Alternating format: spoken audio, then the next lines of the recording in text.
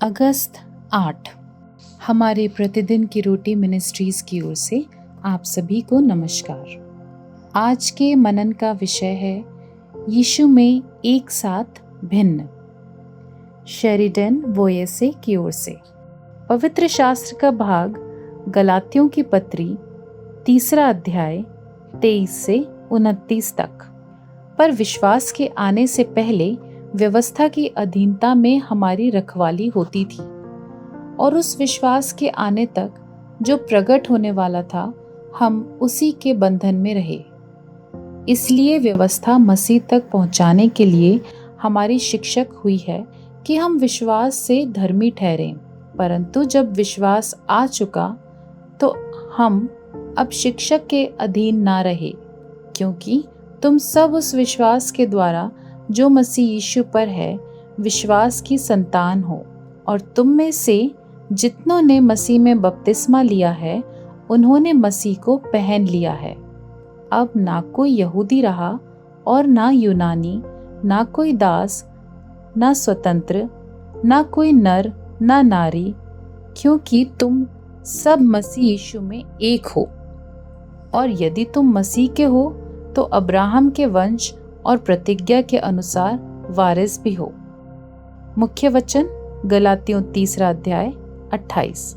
अब ना कोई यहूदी रहा और ना यूनानी, ना कोई दास, ना स्वतंत्र, ना कोई नर, ना नारी, क्योंकि तुम सब मसीह यीशु में एक हो।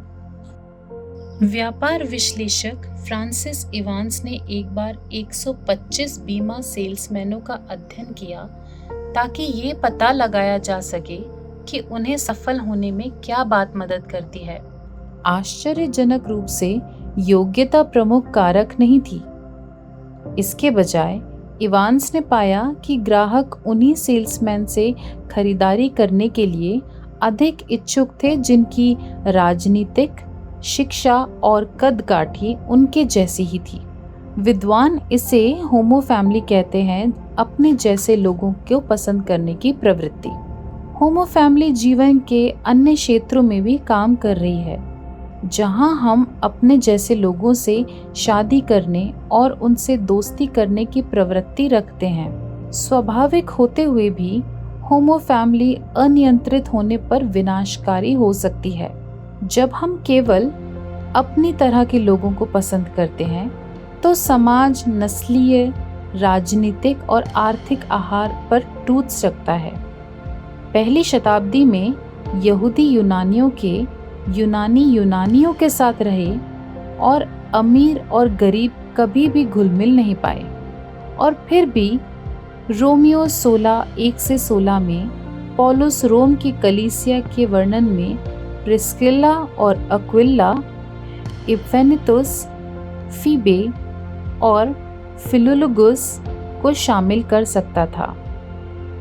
ऐसे अलग अलग लोगों को एक साथ क्या लाया था? यीशु, जिसमें ना तो यहूदी है और ना अन्य जाति, ना दास और ना स्वतंत्र। अपने जैसे लोगों के साथ रहना, काम करना और चर्च जाना स्वाभाविक है। यीशु हमें उससे आगे ले जाता है। इस संसार में जो विभिन्न रेखाओं से बटी हुई है वो हमें एक ऐसे लोग बना रहा है जो एक साथ हैं पर अलग हैं, एक परिवार के रूप में एक हैं। किस तरह आप क्रियाशीलता से अपने से भिन्न लोगों तक पहुंच सकते हैं? जातीय या आर्थिक विभाजन को पाटने के लिए आप इस सप्ताह क्या कर सकते हैं? यीशु हमारे खंडित संसार को एक साथ लाने के लिए काम करने के लिए मैं आपकी स्तुति करता हूँ। आमीन।